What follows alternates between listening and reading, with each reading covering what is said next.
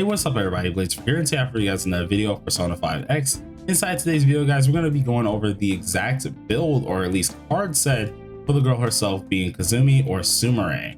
Now, this character has made wakes, especially recently on CN, and I'm not gonna lie, it's going to be exciting to see her actually release on TW and KR very soon. So if you guys want to actually know and how to prepare for her and actually know what you want to run, this is the video for you, especially when it comes down to the build set types of thing. So without further ado, we're going to get straight into it. And actually, before we get straight into it here, if you are new here or if you're returning, hit that like button, hit that subscribe button. Helps me out quite a lot and lets me actually get more into the algorithm so I can produce better videos for you guys, especially when it comes down to our build guides. Now, this one is just me going over the card set. The actual build guide is going to be coming out, hopefully, I want to say 2 days after her release on TW and KR, which is next week, probably on Friday. I'm actually currently doing the guide, like, kind of set up right now, so give me some time and hopefully we can get it out directly on time so you guys can enjoy that as well. But without further ado, let's get straight into it. So Sumire, or Kazumi herself, is actually going to be coming out next week here on Wednesday, and that's going to be Wednesday afternoon if you are in EST timing like I am, and it should be like around 9 or 10 o'clock in the afternoon. Now, this is a huge deal because a lot of us are going to be pulling for her. This is the start of P5R collab with P5X, and this is just a huge move because we already know after her should be like an OC or something, maybe 2 OCs, and then most likely a catchy. So with this in mind, we need to actually prepare for her as fast as possible. So we're going to go over her actual gear set. So much like at least the other blessed DPS that we have here, which is actually closer, we also have Kazumi, who is actually a single target DPS. Much to our not really surprise, we all knew that she was going to be a single target kind of damage dealer, and the fact that she is a DPS actually makes this a little bit easier than normal. Kind of like how we have at least closer here, she will be wearing the blessed set, which is Virtue, and the main reason for this is because it increases the blessed damage by 10%. This 10% is actually a decent bit. Of course, it's going to allow you to do a ton more damage, and this is just based on the 2-piece effect. And then of course with the 4-set effect, it actually increases blessed skill crit by 12%. So as long as you are at least above the HP amount, which is going to be 50, your HP is not lower than 50, you will be getting a free 12%. And before we move on from this little factor here, is it hard to stay above 50 HP? Not really, especially if you do have certain at least supports, which we already went over in yesterday's video, or at least I think it was early this morning's video, that you guys can go ahead and take a peek at. And that one actually told you at least the units that you possibly could use with this character. And I promise you, she's not dying anytime soon. She's gonna pretty much be above 50% all the time, and most likely will be nuking the enemy no matter how you dice it. So that's not even the problem. But instead of at least this little effect here that she has down here, it will not be determination and virtue. Actually, the universal card is going to be something different. This universal card is actually going to be the wisdom card here, and this one gives you the pair of wisdom and virtue. Pretty much whenever you use this pair of the revelation card and the universal card here, when using a highlight, the attack power is then increased by 30%. Now we all know she is a nuker. She quite literally, once she gets her highlight, is destroying whatever is in front of her face. So quite literally, once you get that highlight, you're getting an extra 30% of attack power. And then when you use the highlight in general, you not only get that extra 30% just increased, but the attack power is then increased by 30% to an extra 25% as well. This is literally doubling your damage no matter how you dice it, how you look at it.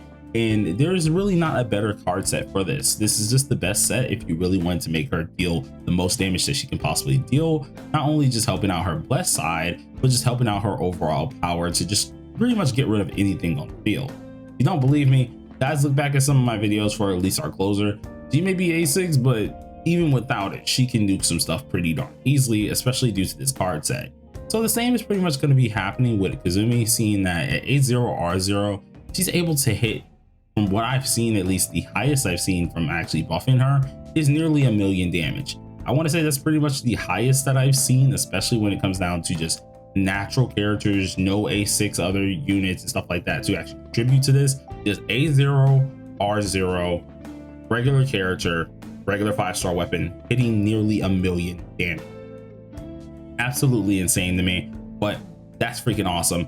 So we're going to actually go ahead and go over the main stats that she's going to need for this. So let's go ahead and take a peek back at least the set that we're going to be using, which is the Virtue set. Now, always the sun will always be at least an HP sun. There's nothing ever going to change with that. That's always going to be something that you're going to see. There's just no way to change that. So we'll talk about the substats in the second part. So then we're going to go on to the moon. Now, the moon was one of the things that we were testing out for quite some time. We were trying to make sure which one was better. And at first we were saying for moon, we could go ahead and use maybe like attack percentage, stuff like that. We can go ahead and do something like around that. But instead, the moon for this actually should be a damage bonus main stat. The damage bonus is going to overall help her out a lot more than at least having a regular old moon on her, or at least a regular old attack percentage, because she comes with enough attack, and we're going to actually put more of that in the rest of her kit later on. So it's better to just use damage bonus to amplify more of that damage multiplier that you're going to actually need. After this, of course, you want to make sure that you are having yourself a crit rate star. Now, crit rate star is very interesting here because you could very well do crit damage, but that's only if you have a 1. I'm currently going to be going for at least a 0 because I don't see a necessity to get a 1. But knowing me, if something does happen, I might very well go in for a 1, but it kind of depends on the time and period of that point. I have no control over what the heck I'm going to do for there, but it's going to be whether it's hype or not. So we're going to see exactly what happens.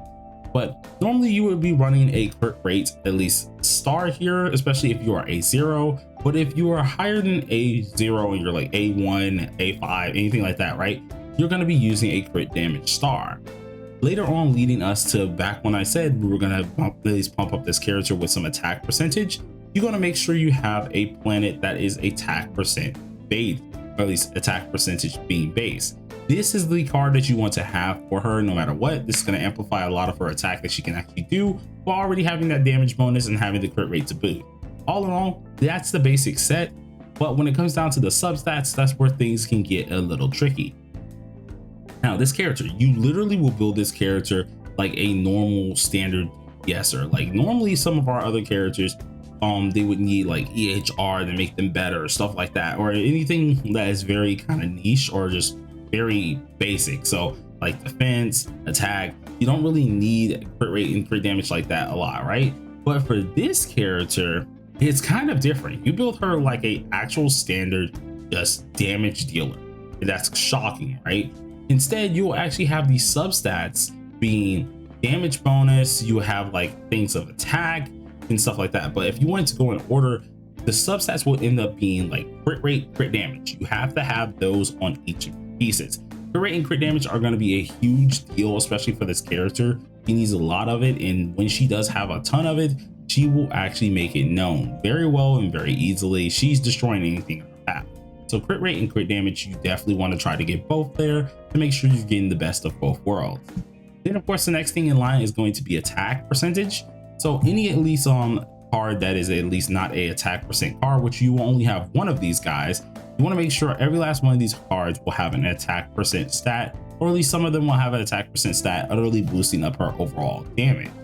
And lastly, the thing that you can kind of keep at the back burner is damage bonus. Once again, it's helping you multiply the amount of damage you can really do. So damage bonus is really good. Now, if you wanted to do defense ignore, you very well can, but you do already take down a lot of defense ignore. So it's kind of like one of those stats that's somewhat useless at times, but to be honest, having at least a little bit of it isn't that bad. But damage bonus is definitely going to be the way to go. Definitely want to suggest you guys to go in that order. So once again, crit rate first or crit damage first. Either one, they're both universal. You can both go ahead and use either one, but make sure they're both on the card. So crit rate, crit damage, then attack percentage, then damage bonus. That is the way that you want to go about it. If you can fit the defense ignore in there, I mean, you very well can. It's just not at least a reliable stat to go on instead of the damage bonus stat. But all in all, those are the main stats and those are the substats of this actual character. You figured out exactly how to run her. Once again, you want to make sure you have the virtue card set and make sure you have the wisdom universal card. It's going to help her out quite a lot. So if you guys enjoyed the video, be sure to smack that like button, smack that subscribe button as well. I'm going to be doing more videos about her, at least preparing for this character to come out. And oh boy, I can't freaking wait. It's going to be a fun time. So till next time, everybody, peace out.